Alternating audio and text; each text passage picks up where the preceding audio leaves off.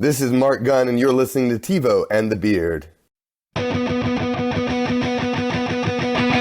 Welcome to another episode of TeeVo and the Beard. Dear listeners, you can't see it, but I am TeeVo, and that is the Beard, and that was my Anna Faris introduction.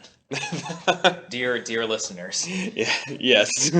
As corny as it can sound, you know. So today will be a slightly different episode. I have an appointment to satisfy Uncle Sam.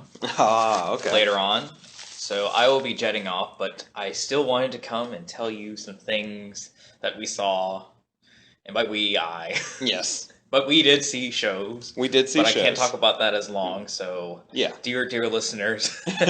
So do you want to talk about the shows first before you talk about what you saw, so I can put a little buffer in the middle in case you do get into any spoilers with the... The two things that I wanted to point out just real quick about both Supergirl and the Flash. Yeah. One was Supergirl. Yeah. Love that Dean Cain still came back. Yes. And I love that it was an episode that had Dean Cain and Terry Hatcher. Yes.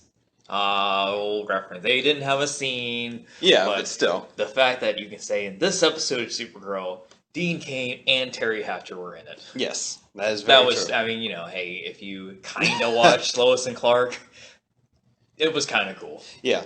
It would have been nicer if we could have fit Helen Slater in there, just, for like a split second.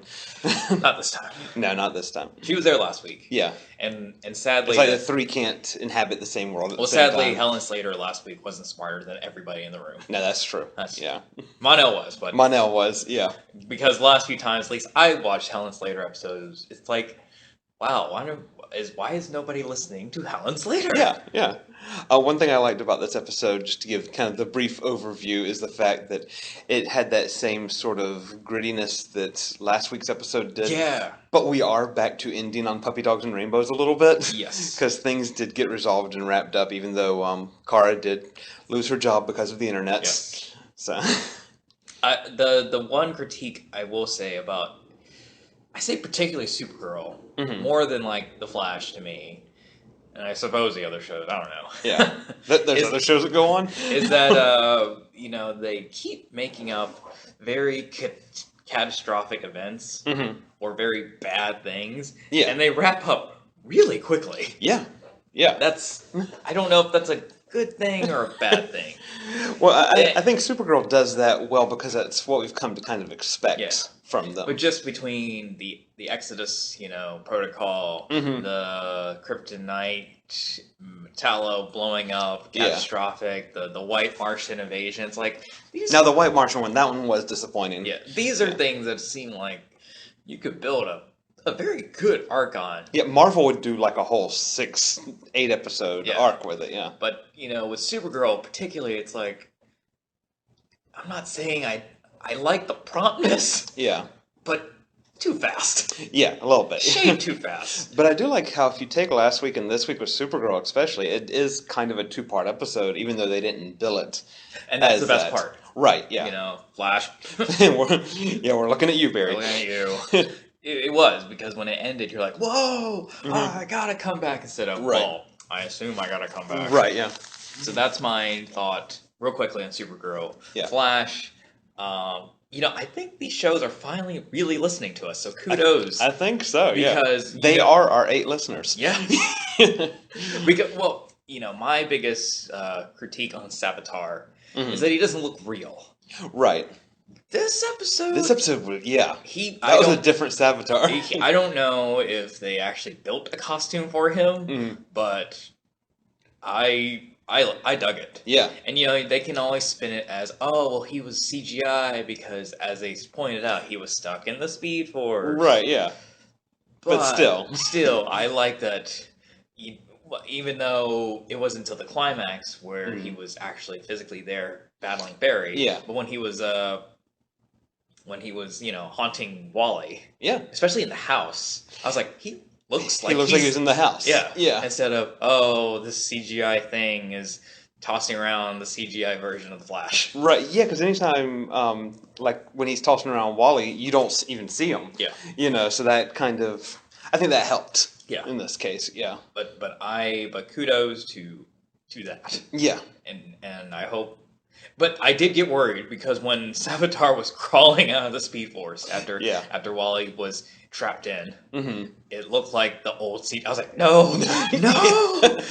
So good up to the end, but luckily, then they fixed it. But it was mainly because there is no Speed Force, right? So you can't film. Or is there? It's really not CGI. That's just what the Speed Force looks like. That's why it's CGI looking. Yeah, because it's so not real. Right. But I appreciate that. And I like, as far as we know, you remember the prophecy of one will die, one will betray you, one will... I'm glad that 2 of those things supposedly have come to... Yeah, and I like that it wasn't Julian. Yeah. Because that was just so the obvious road to go on. Well, that's what we had the problem with being Dr. Alchemy. Right, yeah. It's like, you're the new guy, and you're the mean person, of course... And you're Malfoy. And of course you're the bad guy. But they fixed it in a way, it's like, he's not the bad guy. He's not even a real bad guy. He's just a bit of a jerk. And then who got possessed. Yeah. So this time, I like that they revealed that, because I've been wondering about those. So now we really can't focus on, so who's the dying one? Right. Yeah. How are they going to kill Joe? And for those who didn't watch it, so the betrayer is Caitlin. Right. Even though it's not really. Right, yeah. But I do if like they want to spin it that way, sure. I like that they gave her a selfish side, you know, that, she was kept part of the stone to save herself, to, take her powers away. And then the one suffering a fate worse than death is Wally. Wally, yeah. And... Yeah, because I like how they very subtly remind us of the prophecy by saying the exact thing from it. But the thing I guess I would take from Team Flash in this episode is like, you guys need to communicate better. Yeah. There's no I in Team Flash. Between Caitlin not telling anyone about Stone, Wally not telling anyone about the vision of Savitar, and Barry not telling exactly why he proposed to Iris. Yeah. You guys could have... And the other critique I have so far, and I think maybe... So, Ken Lonsdale is credited as a main cast of The Flash. And he obviously plays, Wally. Yeah. Violet Bean... Whose hair is growing each episode. Yeah. Well, we'll see how it looks after Speed Force. It's going to be like one of those... Like Gerald from Hey Arnold. Yeah, basically. So, Violet Bean is still credited as a guest star. Huh. And I'm like, so either something's going to happen to you... Yeah. Or maybe you're just not going to join this show. Yeah. Personally, for her, not that I'll watch it unless Ebart's there, but I wouldn't mind if she joins the Legends. Yeah, I can see that. Yeah. Yeah, I'm not going to watch it personally, but yeah. But, hey, I'm giving her opportunities because either she's going to go back to Earth 2 or she's going to be in another show in this world. Yeah. It'd be great if she joins the Supergirl world. That would be. That would be much better. I would take that. Yeah. But it just seems like because of the last couple episodes with Jesse, it's like, I thought you were going to be more useful. Well, it's like... You do know you can run too. Right. It's like when Wally sped off to handle, and I'm doing air quotes, Savitar. And he's like, stay here. And she does. And it's like, it's not like when Barry tells Iris to stay here. Once he goes, she can't do anything. On the flip side, Jesse, you can. Right. So, you could at least give him backup, or when Barry went to try to stop him from getting sucked in, you too could have ran. Yeah. Just saying. The other thing that confused me about, in the past couple episodes with her, when she's not there, she's either referenced or it's like we're told where she's going and stuff like that. In this episode, more than once, she's nowhere around and nobody is like, Jesse, who's Jesse? It's like, we don't know this. Another speedster? Exactly. So I don't know if they're preparing something a little different for her. Yeah. She could die. Which I think would be kind of, a piss poor thing to do because... I mean, we like her as a character, but she's not that important. Yeah. Yeah. Well, maybe if they did that in season 2. Right. But this time it's just you're there. Yeah. And that's the frustrating thing for me is I love superhero teams. Like you have another one. Right. Just saying. I mean, you guys started the episode by racing all 3 together, and that's the only speedster action you did. Right. That's. Because I thought that was really leading up to something, besides just using her as a fake Iris. Yes. Oh well. Yeah. Oh well. Yeah. Well, that's my thoughts on the episode. I can't wait for next week. Yeah. Or we don't have a new one, I don't believe, for Supergirl next week. Yeah, I'm not sure of the dates. Yeah. I don't think so. I don't think Could so. be wrong, guys, but Yeah. I don't think so. I mean, I might be getting my dates mixed up, but Yeah. I know there is like a week in March where we don't have Supergirl. Right. Our Flash, we got next week. Barry goes into Speed Force. Yeah. And that's so cryptically, as superhero shows mostly tend to do, is they'll leak that someone's coming back, but they obviously don't tell you how. Right. So remember when they said, you know, Eddie's coming back and Ronnie's coming back. I was like, what is his name? I haven't seen him. Yeah. I didn't even like him that much. Ronnie's coming back. Yeah. And it's like, they've been dead for a while. How are they coming back? They're Speed Force images. So Right. that makes more sense. Well, CW kind of messed up this week because I didn't watch the episode live. I watched it on the CW app. Right. One of the commercials during this episode of The Flash, like one of the mid-episode commercials, not even towards the end of the episode, was a commercial for next week's Flash. CW. And this one, so there's stuff I'm seeing, and I'm like, well, that's a big spoiler right there. Well, obviously they're not going to solve this in an hour. Yeah, it's like I just basically, okay, I know how this is going to end now. But it was I felt like it was, at least with that, I don't know, I still feel like this episode was way better than last week's. Oh, and yeah. I did air quotes again. Yeah. Yeah, I mean, both in storyline and special effects. Yes. And practical. Hopefully. And practical effects. I mean, I don't know how real Savitar was, but just by God, he looked better. Yeah. So thank you for listening to us. Yes, and Savitar, please do not be Wally West in the future. I don't. Yeah. They're gonna. I feel like it's gonna be somebody in the future. Yeah. Yeah. Probably but, Barry. Yeah, they're going to Zoom us again is Yeah. what's going to happen. Yeah. And, well, we're going to be excited for it and then be really disappointed. Well, as long as they don't actually Zoom us, because I still, you know what? Sorry, Teddy Sears. Yeah, if it's Teddy Sears again, then I'm done. Well, we'll just be on that. I just remember I was so excited about Zoom. And the voice, they got Tony Todd to do it. You, as a horror fan, should have been really excited. Yeah. I mean, I'm not a horror fan. Because that's what made him frightening, is knowing who he was. I'm not a real horror person, but even I understood what they did by getting Tony Todd. Yeah. And I love, like he had no mouth hole in the mask, Right. and it was Tony Todd's voice. And it was just so disappointing that it was Teddy Sears. Yeah. It ceased being scary, even though when he put on the Tony Todd voice, it stopped. Yeah. It stopped. No, it's That's like, why if I ever go to a con, and I have been to a con, I looked Teddy Sears in the eye, and I was like, nope, I don't want to meet you. hashtag not my Zoom. You're not my Zoom. But if I ever get a Zoom pop and Tony Todd is there, he is signing my pop. Yeah. So yeah, even if Teddy Sears is sitting right beside him, be like, no, this is not you. I was wearing a suit. And Yeah. and I'm sorry. Were you though? Because the body type is a bit different there. Yeah, but he was scarier. Yeah. You might have been wearing it, but he made it scary. Yeah. You made it kind of creepy, and not in a scary way of like the icky, like ew. Yeah, and like we were worried for Snow for other reasons, not for death reasons. Yeah. Yeah. So I don't. Yeah, good point. I don't know who Savitar will be. Just make it a good twist. Yeah, I mean, because we already know it's coming back for a fourth season. That's already, been announced back in like January. Yeah. So we know, Barry's not going to die in this season. Yes. But who will? Who will? Yeah. Or as we like to put it, how will Joe die in this season? I don't know. I think after this episode, I don't know. I Joe is still on my main kind of hit list. Yeah. But I don't know. I think unless something happens more with Jesse, those are the two I'm thinking. Yeah.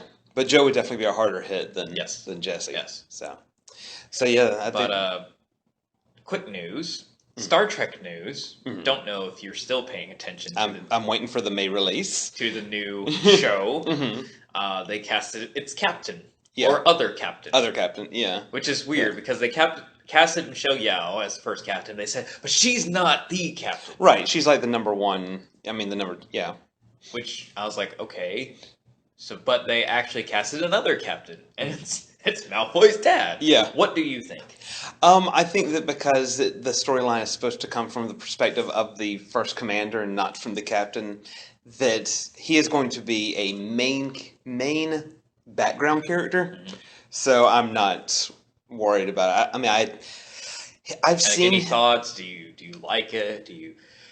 What are your thoughts on the show so far? I'm still really looking forward to it now that they've actually officially said that May is definitely probably when it might be coming out. Well, they might have got people this time. Yeah, I remember when they said, "Yeah, we're gonna try to put it in this fall," and there were no people. And then January is like, we still don't have a script or anything, but we don't have people, but we're coming now. So once I saw people.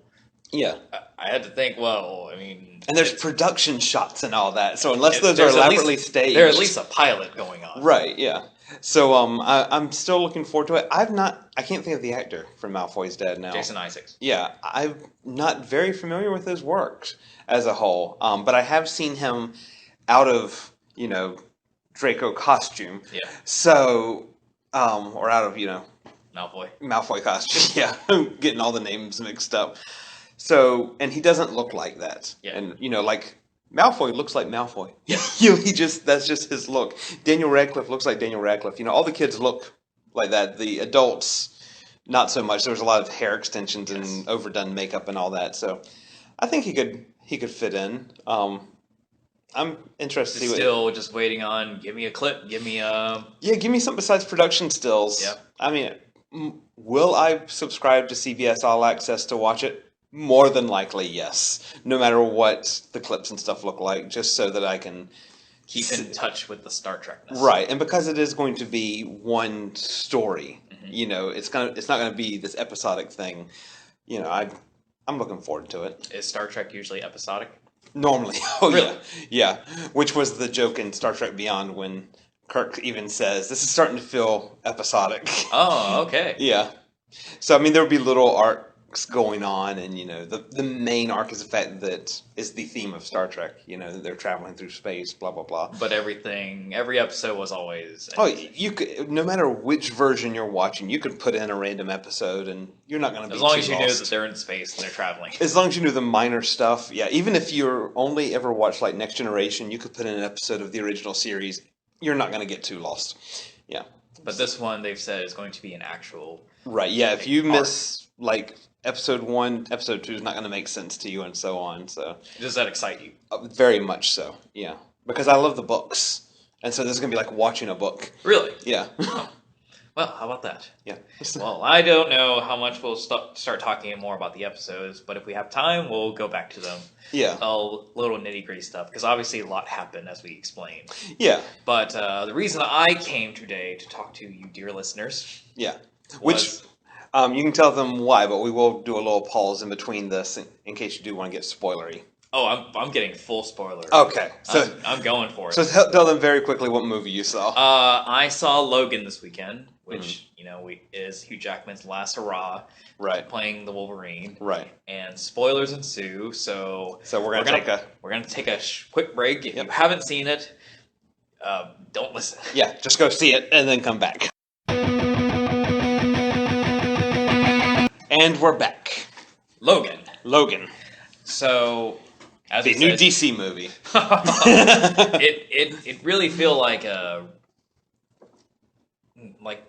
Dark Knight of the Wolverine films. That's what I've heard. I think it's been compared to that. Yeah. And it was amazing. Yeah. It was really amazing. It was really grounded, and I like that because I remember when they said like the Reavers and Donald Pierce were going to be the villains, and I thought, what? This is your chance to finally do like Omega Red or something, right? But in telling the film, when you watch the film, there are only like 4 mutants in it, and the action is very, very practical. Okay. There's no like big types of mutant action we've seen in every other X-Men film, aside from maybe the Wolverine. Right. And that was really nice because it felt like a Western almost. Okay. Just with Wolverine. So it's not like your Avengers and stuff. No. Yeah. But the story is... Yeah, brief 30-second synopsis. The story is that we cut to the year 2029. Mm-hmm. Which sounds more futuristic than it is. But come to find out, in our time, it's only 12 years away. Yeah. Wow. Yeah. But it's in the year 2029, and presumably for people who are still confused about the timelines, it's supposedly the new timeline when Wolverine woke up from Days of Future Past. Okay. So the happier one. Yeah. But this isn't a happy time anymore. So eventually, nobody's happy regardless. No matter what happens. This is just slightly more happy than the future that could have been in Days of Future Past before they changed everything. There are no mutants being rallied up for essentially concentration camps. Nice. Okay. They're just dead. Oh. They're just gone. Yeah. A company managed to wipe out the mutant gene. Okay. So in this timeline, there hasn't been a mutant born in like 20 years. So they've gone extinct instead of... Essentially, yes. Instead of being hunted. Right. As far as where the X-Men are. So you're like, where's the X-Men? Yeah. So Wolverine is a limo driver now. Okay. And he really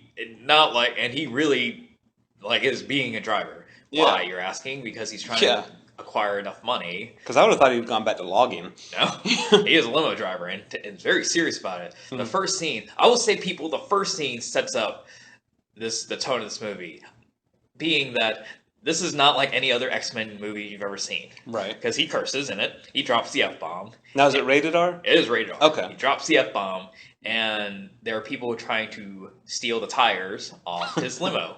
So he just comes out, he's like, guys, please don't do this. They shoot him. Well, we know Wolverine. That's not going to work. He comes back up, and they threaten, and they're about to shoot the limo, which he is, not down with because he really cares about being a limo driver. He curses, and when he goes berserker on him, it's not like in all the other X-Men movies when he takes a swipe and the guy goes, oh. Yeah.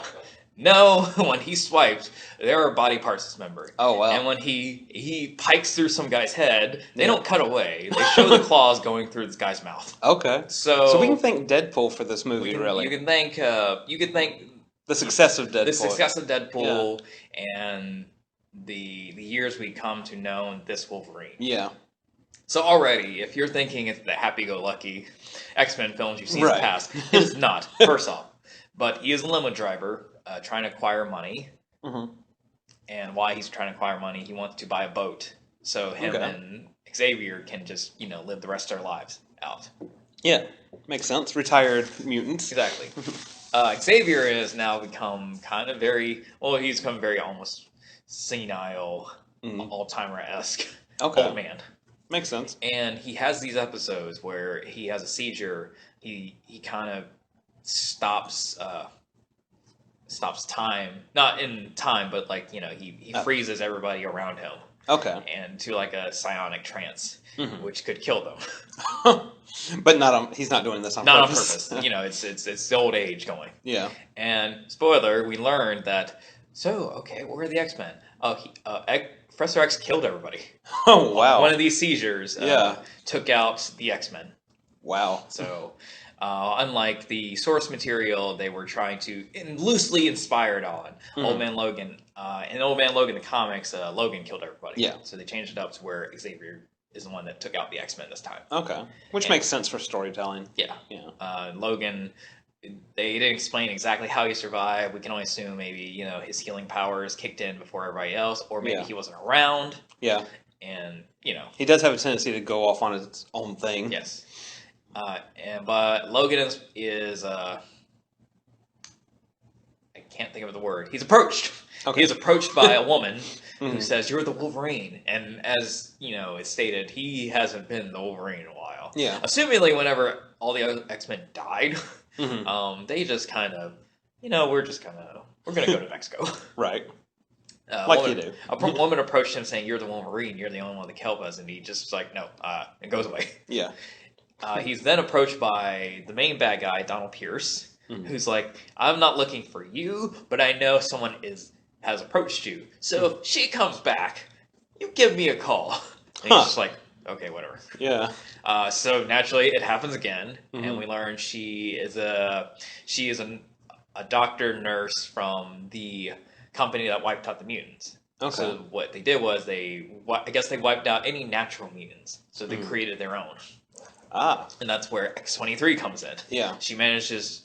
There was a project called the X-23 program where they took children. Essentially, they took mutant DNA they had and put it into women.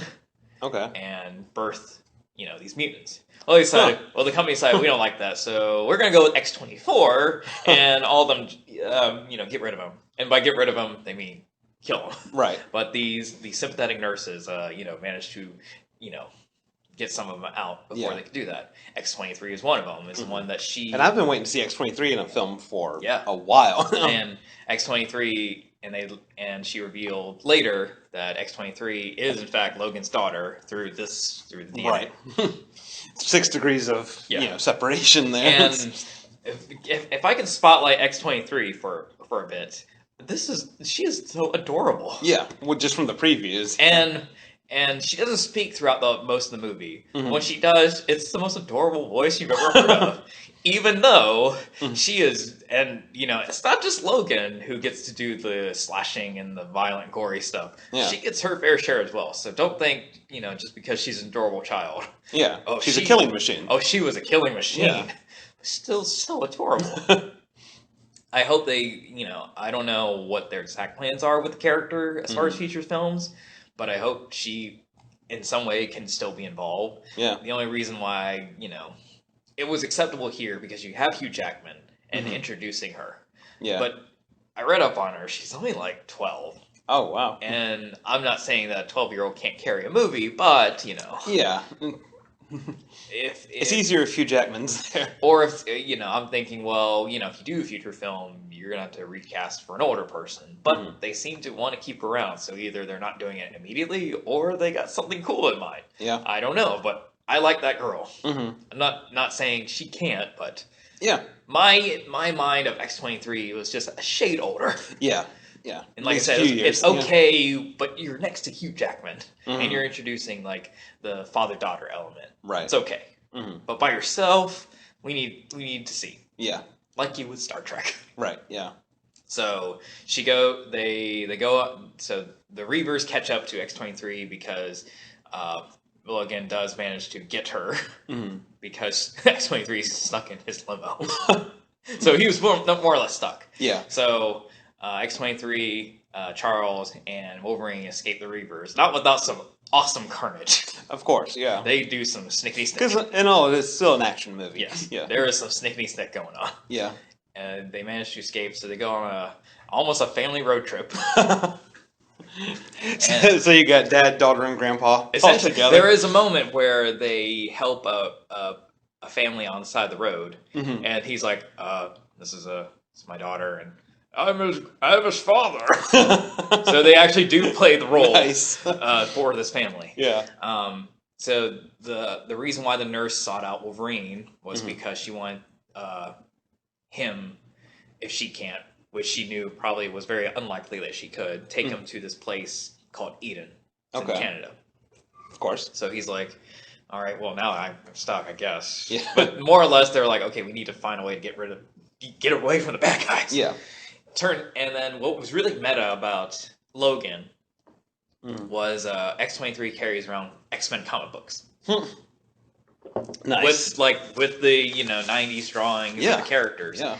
And Logan looks, he's like, he doesn't like them because I guess in their universe, and not unlike ours, when someone sees something really cool, they adapt it to a work of fiction or another medium. So I guess they had certain battles. Yeah. And then, the comic book artists of that world were inspired by it. Yeah. But just gave them fun costumes. And he basically says this was, this doesn't happen the way it did in comic books. This is fake. Nice. And what you're looking for is not real. Because the coordinates for this Eden place was in the comic book that she was holding. That's what they were going off of, a comic book. Oh, okay. And she's like, it's not real. Well, wasting our time. We got to get away from blah, blah, blah, blah. Nice use there. Yes. And, hey, trying to speed it up. Yeah. It's a lot that happens. But, it just moved very differently than another movie. It didn't move like an action movie. Okay. It really did move like a drama. Okay. It just had really good action sequences. Right. So like I mentioned, they do shack up with the family, and then that's when we learn what exactly what X-24 program was. Okay. So the X-24 program that they unleashed was they essentially cloned exactly Wolverine. Yeah. Not like, oh, we gave Wolverine DNA to this woman and then she birthed a hybrid baby. No, that's boring. It's taking too long. We're just going to make essentially another Wolverine. Okay. So they clone Wolverine. And it's a really sad moment, spoiler, because so the door opens to Xavier's room and we see X-23 laying in bed. She thinks, oh, it's Wolverine. And he's confessing exactly, because like I said, he's getting senile, so he doesn't remember a lot of things, but he does confess he does exactly remember what happened that day. And that day where he's referring to is the day he killed the X-Men. Yeah. And all of a sudden, we see a different-looking Hugh Jackman. So the clone is played by Hugh Jackman. Yeah. But it's like a younger-looking one. Not like, obviously younger, but the Logan we've been known through the movie has gray hair. He's got a lot of wrinkles. This one looks just like a prettier Hugh Jackman. Okay. And then he impales Charles. Oh, wow. Yep. And if you're wondering, yes, he does die. Yeah. Big battle ensues. X-23 does her best to try to, but, he's bigger than her. Yeah. Yeah. And it's not like, And more experience and all that. But then Logan comes in and he barely manages to, they barely manage to escape. There is a lot of slicing. There is a lot of blood in this fight. Okay. You got 2 berserker modes going on. Yeah. So you have Hugh Jackman versus Hugh Jackman? Yes. And the big key of this, so why does he look so old? And he doesn't heal as fast anymore. Okay. You're wondering why, because years of adamantium, he's succumbing to adamantium poisoning. Because there is some parts where, like in most dramas where someone's sick, they cough up blood. Right. And Hugh Jackman's Wolverine is exactly doing that.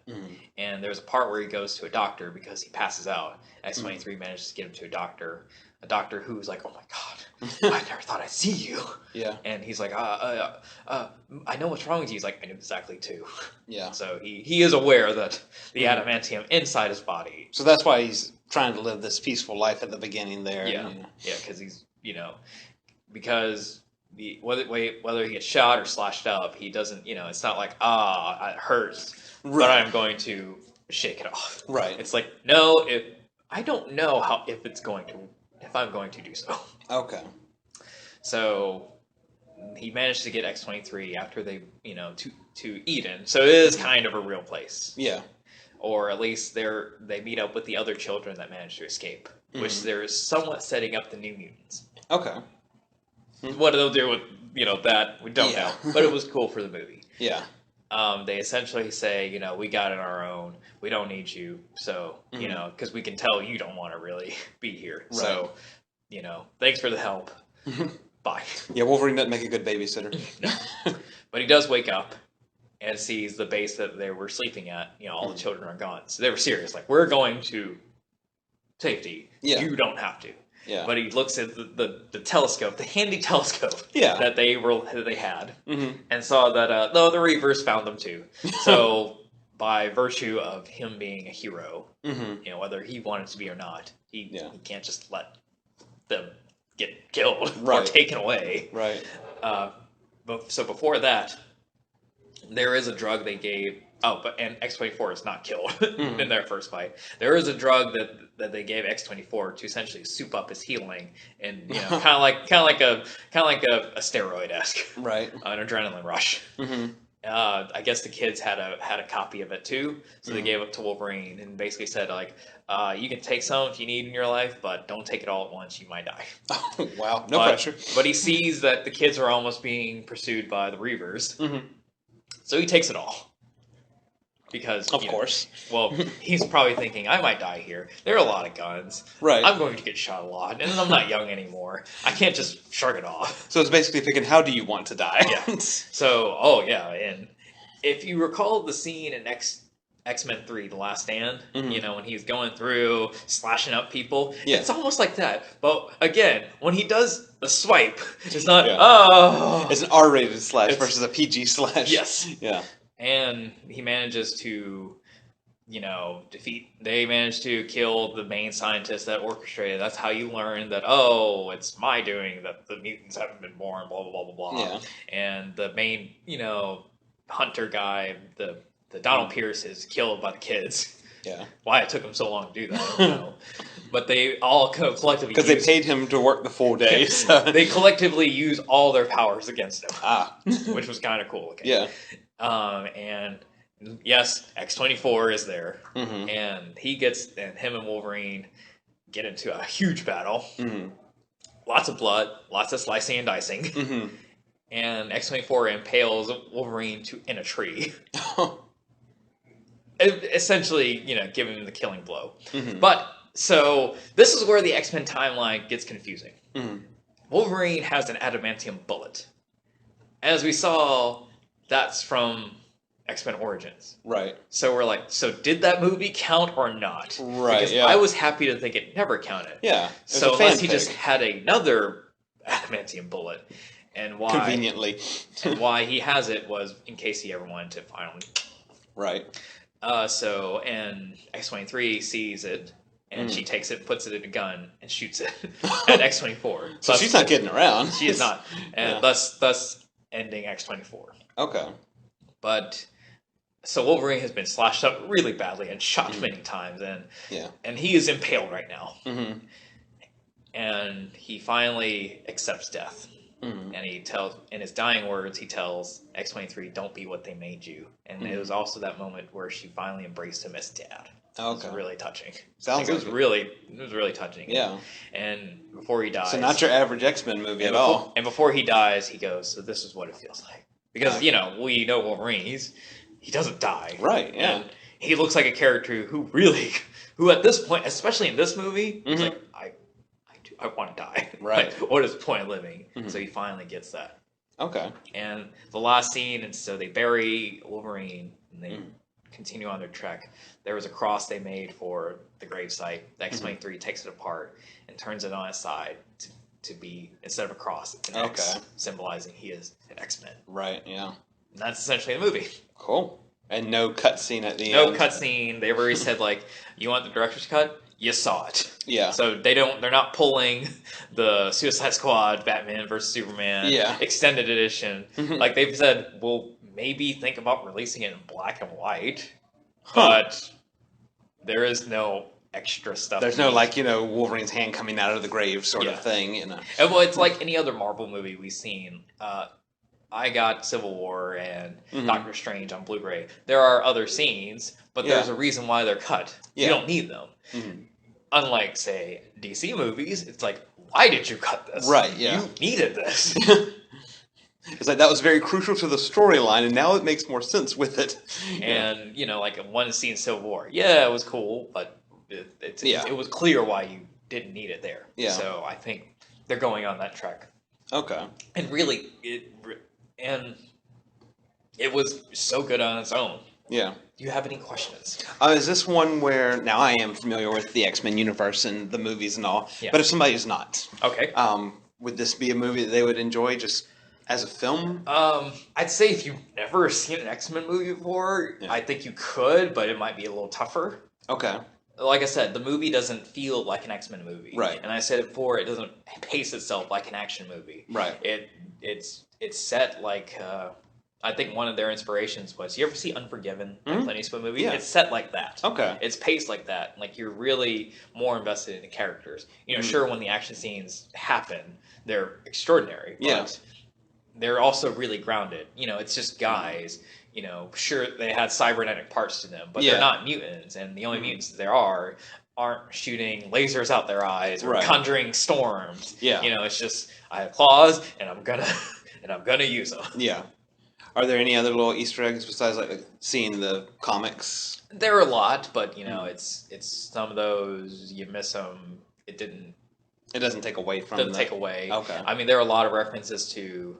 I mean, there maybe not a lot. There are some micro references to other films that if you catch what they're getting at, it's awesome. But if you didn't, it's still the movie on its own.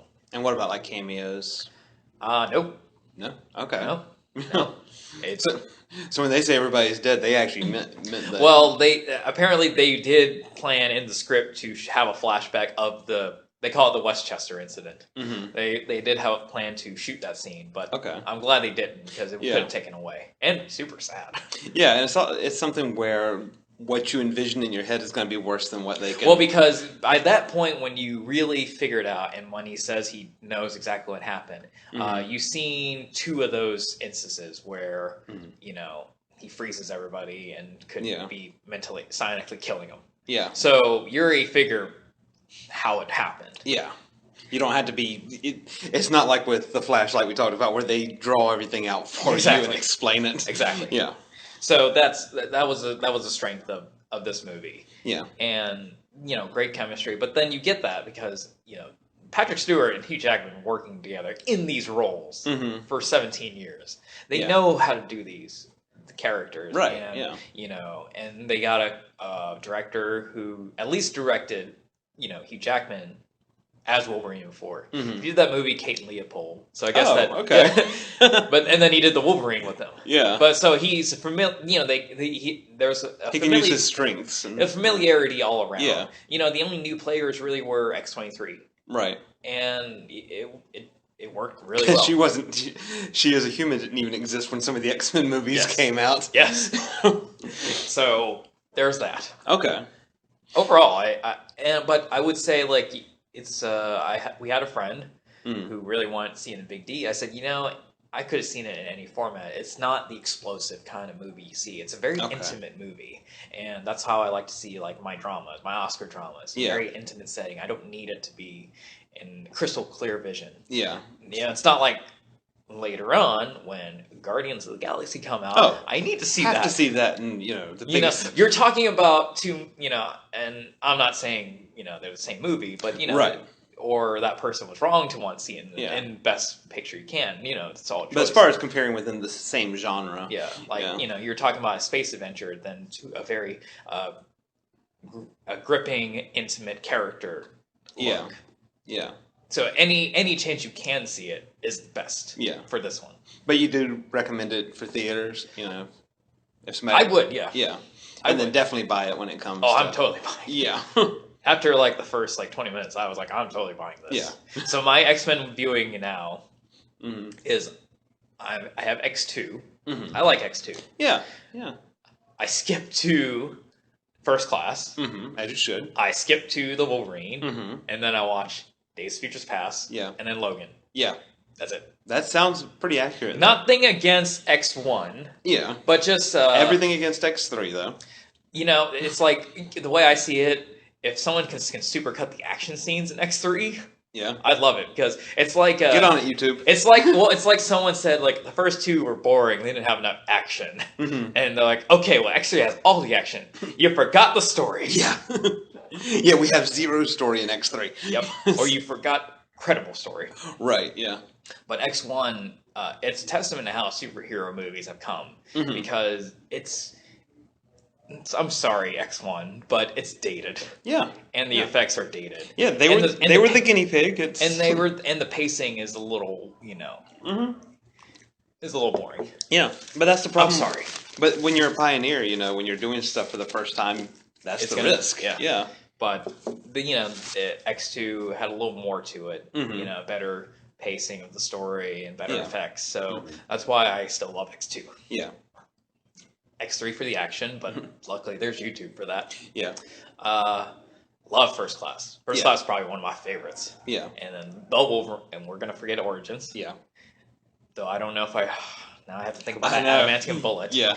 And the Wolverine is amazing. Yeah. And Days of Futures Past was a great way to bridge both of those. Yeah, definitely. Apocalypse, I was disappointed at. Have you seen Apocalypse? Apocalypse, have you seen it? I have. It is a movie. It is a movie. And I don't know if it's an X3, but let's just say in my mind... It's pretty close. Let's say in my mind, the worst of them all is Origins. Yeah. Let's just put it out there. Yeah. X3 and Apocalypse are vying for pretty much the same spot. Yeah. And have we talked about Apocalypse at all? No, because you saw it well before I did. I just hated that, you know, through 2 movies with James McAvoy and all the ones with Patrick Stewart, they made Professor X out to be Professor X. Right. How is it at this movie, it's like, Gene, I can't do this. Yeah.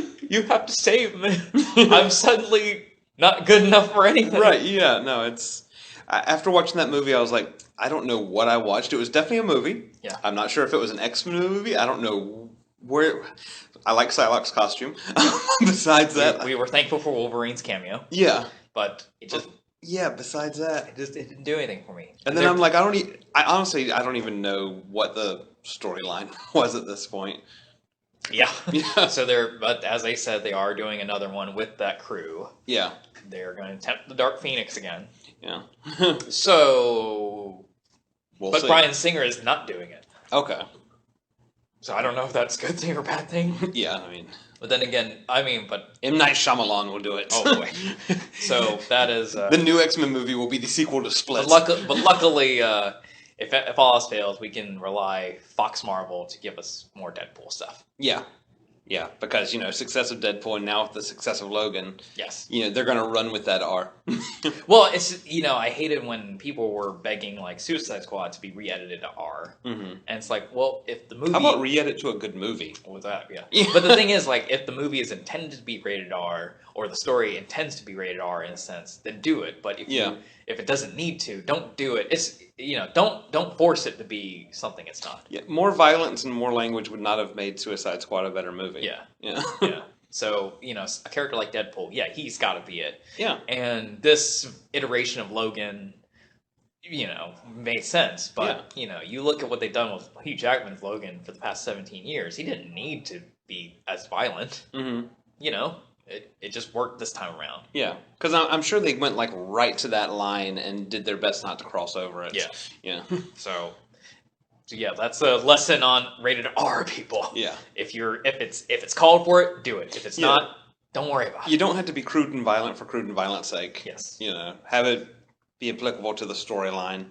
But that is all I have time for, and I guess we will end it here, and you're not going to hear the beard anymore. No, and we'll see you next week. You don't want to talk anymore. I don't know. They had that one episode of just me, and that's all they need for torture. Till next time. Till next time.